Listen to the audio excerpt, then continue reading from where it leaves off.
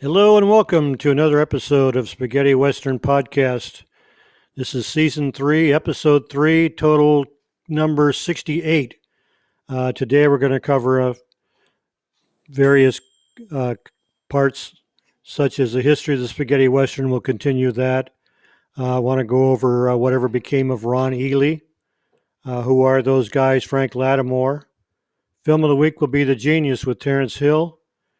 CD of the week is the Django with the Bastard, and then we've got our weekly feature, Spaghetti Western, the weekly news. So let's get started. We're going to cover history of the Spaghetti Western first. We've talked about the French short films before 1900, and then last week we talked about the Vampira Indiana, the Vampire Indian, directed by Sergio Leone's father,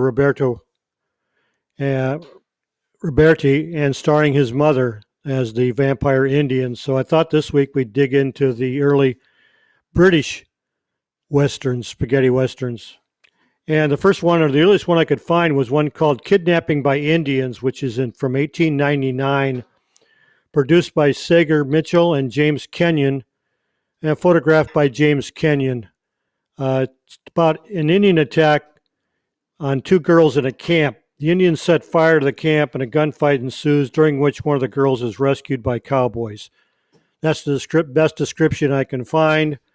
In these early shorts, they never give information on any of the cast members as far as who the actors were. They only talk about the producers and usually the director or who photographed the silence. So that's the information that I have.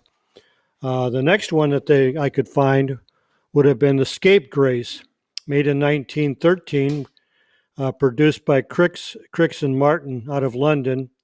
The director would have been Edwin J. Collins, written by him. It's in black and white, of course, and it runs 1,885 feet. This one stars Jack Miller as Robert Marriott, Reginald Davis as Jack Marriott, Alfred Brandon as Arthur Seymour, J.L.V. Lee as Manuel Garcia, and Una Tristram as Molly Summers. This one is an adventure set in the Yukon where a coward chases a girl and falls from a bridge. That's the total information on that film. The next one comes out in 1919, and it's a film called Jack, Sam, and Pete. It's directed by Jack Daring, whose real name is Percy Moran. Production companies Pollock Daring Productions, British and Colonial Kinematograph out of London. The story is by S.J. Clark Hook, who is the two producers, and the cinematography, of course, is black and white, and that runs 5,000 feet. This one stars Percy Moran as Jack, Eddie Willie as Sam, and Ernest Trimmingham as Pete. Jack, Sam, and Pete is based on the popular boys' stories by C. Clark Hook and is about three cowboys who rescue a kidnapped child. It was a starring vehicle for Percy Moran, the pre-war star of the stirring Lieutenant Daring adventure series, who clearly hoped to create a new character to excite a young audience. One of the trio in the title, Pete, was played by Ernest Trimmingham, Britain's first black actor. The main film we want to talk about in the history of the spaghetti Western was a German film called Der Kaiser von Kalifornien, which is in English, the Emperor of California. This one came out in 1936 and was a Louis Trenker Films production out of Munich. Produced, directed, written, written by Louis Trenker, whose real name was Eloy Trenker. Cinematography was Albert Benitez and Hans van Hawarsky. It's in black and white. Music is by Giuseppe Becci, and it runs 101 minutes. This one is on YouTube. Not really on YouTube. Go to Google and put in Der Kaiser von Kalifornien and scroll down, and you'll find a link to the complete film, and it's a very good print. I watched it on Thursday, and it's entertaining. Huge production, lots of people in it, and it's definitely a western. This thing stars Louis Trenker as Johann Augustus Sutter, Victoria von Belasco as Anna Sutter, Werner Kudok as Rudolf Sutter, Carly Zwingman as Emil Sutter. Those are both his kids. Elise Allinger as Mrs. Dubal, Melanie Horowski as Amalia. And it's about the Swiss Johann Augustus Sutter, who lived from 1803 to 1880, who leaves his homeland and travels to America. In the far west of the continent, he finds his destiny thanks to his economic success. He succeeds in becoming the renowned Emperor of California. When gold is discovered on his land in 1848, he is ruined by the onslaught of the gold hunters, and he loses everything. Beginning and the end of this film, it's almost like a wonderful life. He's visited by an angel who shows him his destiny, and at the end, just before he dies, downtrodden, the angel reappears to him and shows him what his discovery and his colonization of California will lead to. It shows modern cities from the 1930s, and he dies at the steps of the Capitol, a happy man. Some exterior scenes were actually shot on location in the United States at Sedona, the Grand Canyon, and Death Valley in California. Unlike most American westerns of the 1930s, The Emperor of California offers a sympathetic portrayal of Native Americans, whom Sutter respectfully figures are his friends. In this, it follows the Karl May tradition of German Western stories, which often featured noble Native Americans of German Western stories, which often featured them as friends to the white men. In real life, Sutter changed his name to John when he reached California and basically enslaved many of the Native Americans. The film was awarded Best Foreign Film in the 1936 Venice Film Festival. So that's our feature of history of the spaghetti western. Now we're going to get into whatever became of Ron Ely. He's got quite an interesting story. Ron was born Ronald Pierce Ely on June 21st, 1938 in Hereford, Texas. He's an author, film, TV actor, married to Kathy A. Ely from 1950, who was born from 1959 to 1961. Then he married Miss Florida, Valerie Ann Lundeen, born in 56 and died in 2019. And he was married to her from 1984 to 2019. He's the father of Kirsten C. Ely, born in 1986, Caitlin H. Ely, born in 1988, and Cameron P. Ely, born in 1989 and died in 2019. Ron appeared in two Euro westerns, Alleluia and Sartana, Sons of God, where he played Alleluia, and Cry of the Black Wolves in 1972, where he played Bill Robinson. Ron was born in Hereford, Texas, and is best known for having portrayed Tarzan in the 1966 to 1968 NBC series Tarzan, and for playing the lead role in the film Doc Savage, The Man of Bronze in 1975. He also hosted the Miss America pageant telecast in 1981. Ely retired from acting in 2001 and became a novelist, publishing two mystery novels featuring Private Eye Jake Sands. The two novels were Night Shadows in 1994 and East Beach 1995. Ely married his high school sweetheart Janet in 1959.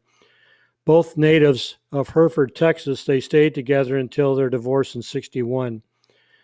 Ely later married Miss Florida 1981, and they had 3 children, which I've already named. On October 15, 2019, tragedy struck the Ely family. Valerie was found stabbed to death at the Hope Ranch residential community along the Santa Barbara coast where the couple lived. Ron was unharmed. Police were called to the scene for a family disturbance, and a suspect, the couple's son Cameron, was shot dead by police.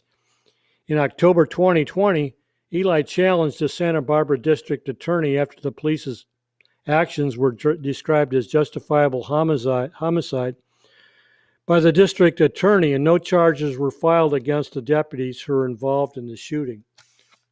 So a sad ending to his son.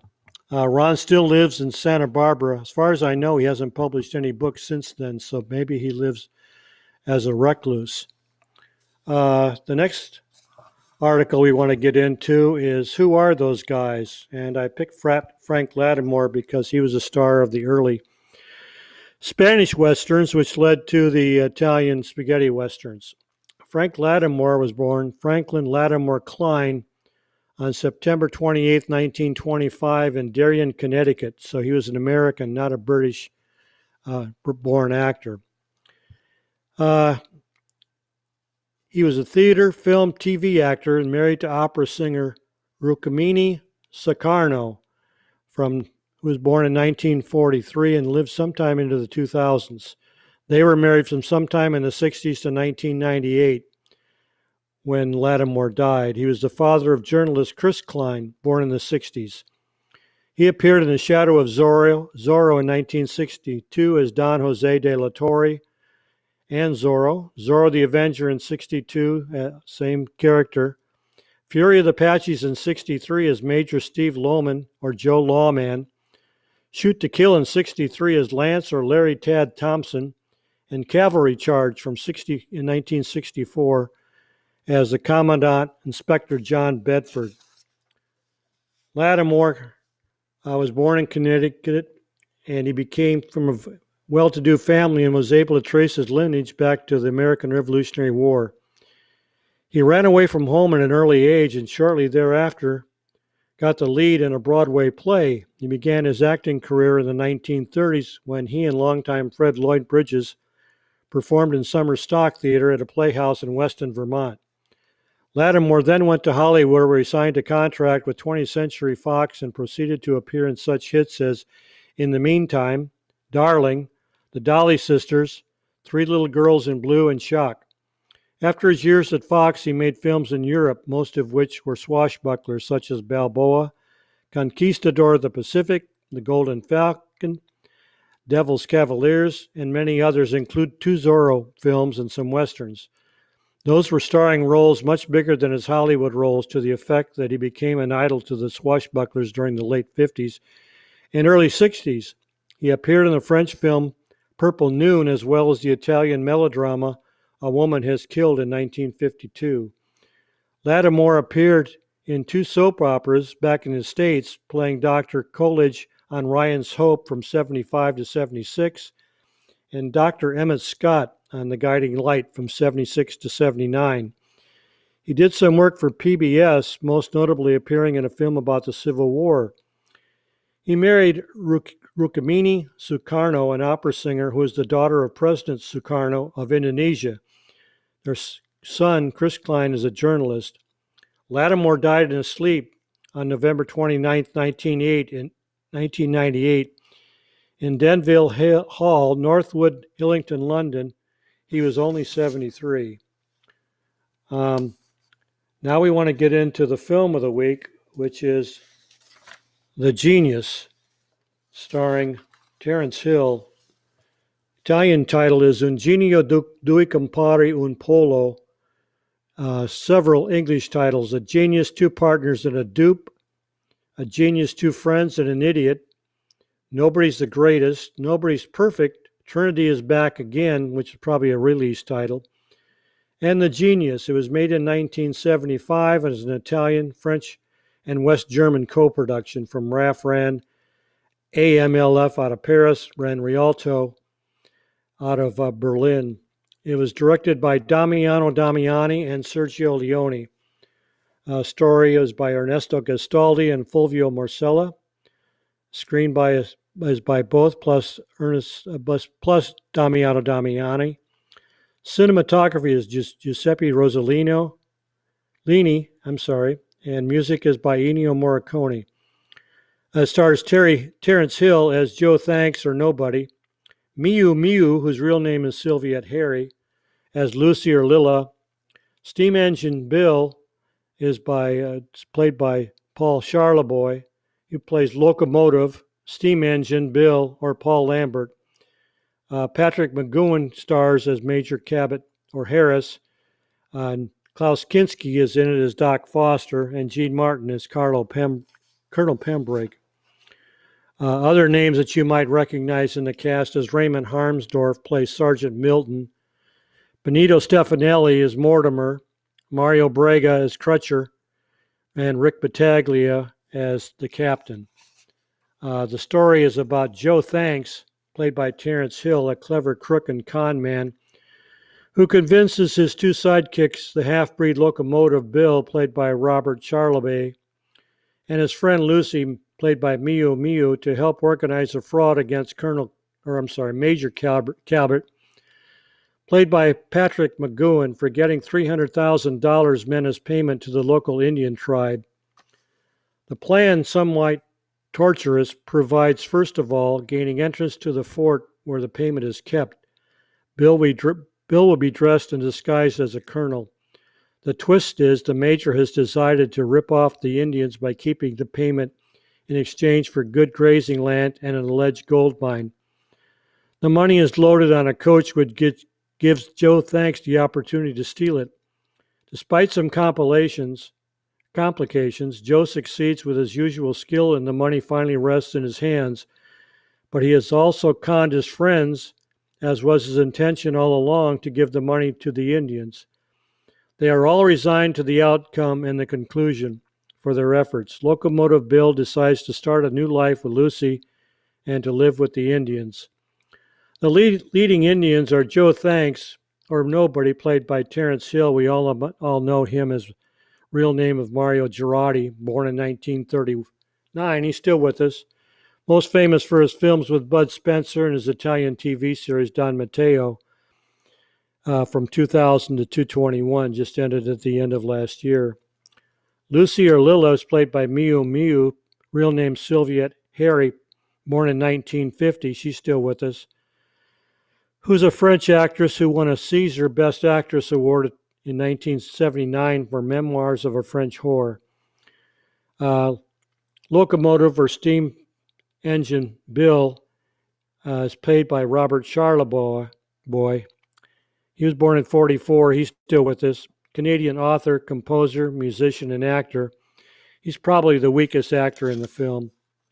Major Cabot, or Major Harris, is played by Patrick McGowan, born in 1928, died in 2008. He's an American actor best remembered for a starring role in the TV series Danger Man from 60 to 68 and The Prisoner from 67 to 68. Dr. Foster, or Doc Foster, played by Klaus Kinski, we all know him. Born in 26, died in 91. German actor remembered for his films with director Werner Herzog and his many spaghetti western appearances. Colonel Pembroke is played by Gene Martin, 1922 to 2009. French stage and film actor, appeared as Sullivan in My Name is Nobody. The film was actually a sequel to My Name is Nobody, but was far less successful and more comedic. Yet still a cut above most of the comedy westerns in that era, but still a disappointment to most Sergio Leone fans and Terrence Hill fans. Parts of the movie were filmed in Monument Valley, and Sergio Leone did direct some scenes when production ran behind and Damiano got sick. Damiani. The opening scene is reminiscent of the opening of Once Upon a Time in the West, with tension mounting every minute. The duel scene between Hill and Kinski is a takeoff scene between Hill and Fonda in My Name is Nobody. It's very slow in parts, and Keystone Cops slapstick comedy are during chases or make it boring. The last reel of the film was stolen or destroyed, and the finale had to be filmed, which may add to the disappointment of the viewer. So that's our film of the week. Now we want to get into CD of the week.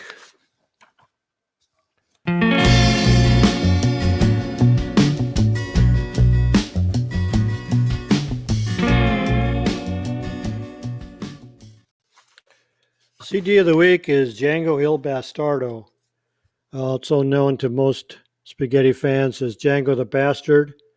American title was The Stranger's Gun Down. It was directed by Sergio Gironi, starred Anthony Stefan, Rada Rasimov, Paolo Goslino, and Luciano Rossi.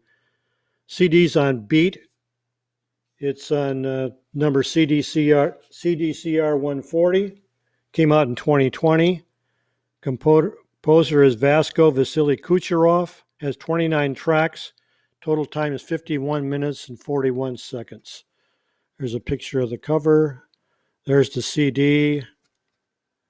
There's the running times and the cues. And it comes with a brochure, multiple page brochure. All right, now we get some of our other features. Autograph of the week.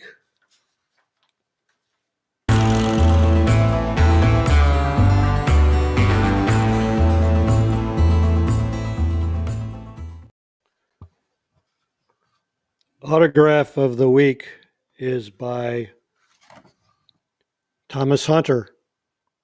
I interviewed him via email for one of the Westerns All Italiana issues, and he was so piqued by the interest of myself and some others at that time that he decided to write an autobiography, which is available but hard to find. I bought a copy off of Abe Books.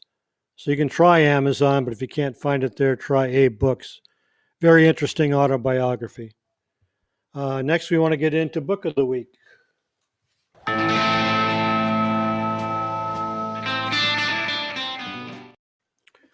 Okay, Book of the Week is Name Droppings on Your Head, a memoir by John Frederick.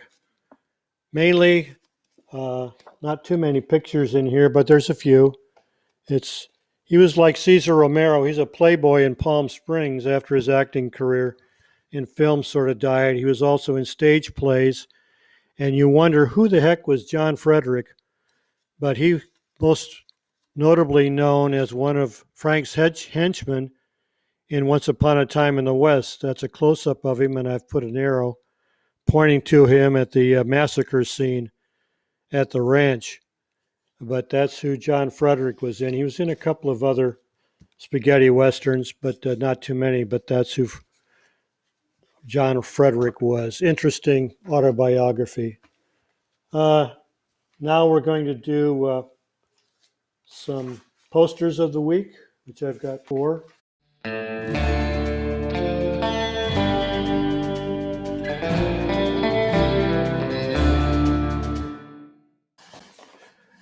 Okay, these are all Belgium posters, so they shouldn't take up a lot of space. There's Cry of the Black Wolves with Ron Ely.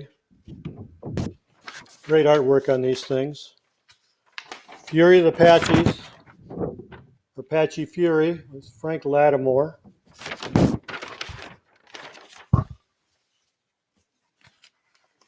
Texas Jim.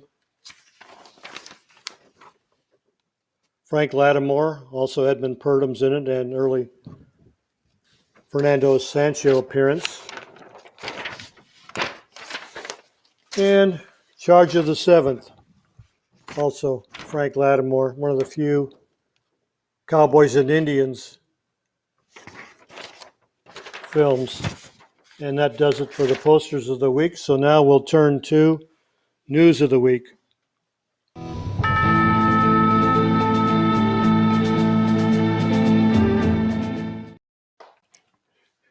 Okay, News of the Week. There is a new book out, but unless you speak Czechoslovakian or can read it, it only pertains to that type of an audience. But it's by a friend of mine named Jan Svobodnicki. It's called Fenomen Italski Western. It was published by Casablanca. It was released in Czechoslovakia on January 5th, 2022. It's got 416 pages, and I'll read you what it's about. The Italian Western to which this book is devoted represents not only one of the most popular genres of Italian cinema, but also a complex socio-cultural phenomenon that resonates in a broad international context. The author tries to present it from a different point of view, different from the interpretations that are constantly repeated in publications devoted to this genre. He chose several areas, specific topics for his analysis. In the introductory historical part, he focused on the revision of a long-standing and erroneously established picture of the history of the Italian Western, connected especially with the work of Sergio Leone.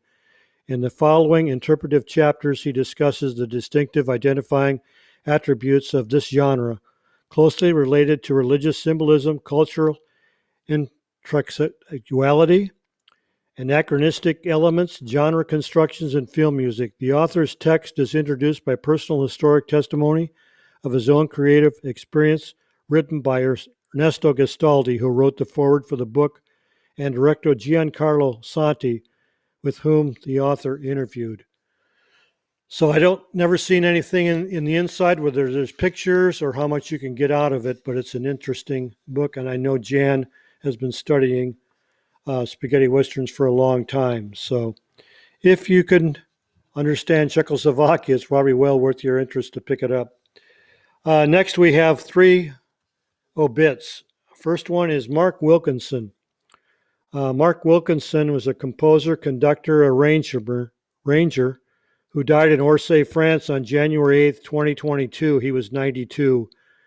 Wilkinson was born in Paris, France on July 27, 1929, and was best known for his film scores, including The Blood on Satan's Claw and incidental music for the theater, most notably for Peter Shaffer's The Royal Hunt of the Sun. His compositional approach combined traditional techniques with elements of the avant-garde. For most of his life, he resided in the UK. He retired from composition and lived in France until his passing. Wilkinson was the composer and conductor for the 1979 Euro-Western Eagle's Wing, starring Martin Sheen and Sam Waterston and Harvey Keitel. Could not find a picture of Mr. Wilkinson anywhere on the internet. Next, and this one's disturbing to all of us, Christie. Italian dubbing website El Mondo dei Doppiatori is reporting that Christie, real name is Maria Cristina Brancucci, died January 11, 2022 in Rome. She was 81. She was the daughter of the composer Italo Brancucci, 1904 to 1958, sister of the singer, lyricist, and voice actor Ernesto Brancucci, 47 to 21. And she was a singer whose career began in the 1960s, singing on various soundtracks made for the Italian RCA by composers such as Ennio Morricone and Louis Bacalov, often collaborating with Alessandro's modern cantori. In 1968, she dubbed Barbra Streisand in the singing parts of the film Funny Girl. She continued her dubbing career, usually in animated features. She sang the title songs, the two Euro Westerns, The Big Gun Down, which we all remember in 1966. The song was Somewhere, and To Peppa, also known as Blood and Guns, Run Man Run, in 1969 was the name of that song. And last but not least was Jean-Jacques Benet. He was a French film director who died on Thursday this past week at the age of 75. His family told the Agence France Presse on Friday. Benet, who came to prominence with his first film Diva in 1988 and achieved wider international fame in 86 with the movie Betty Blue, starring Jean Hughes Angladi and Beatrice Daly. Benet was the executive producer of the 2006 Euro Western Requiem for Billy the Kid. And that's all we have for you this week. So hopefully we'll see you next Saturday at the same time. Until then, thanks for watching and adios, amigos.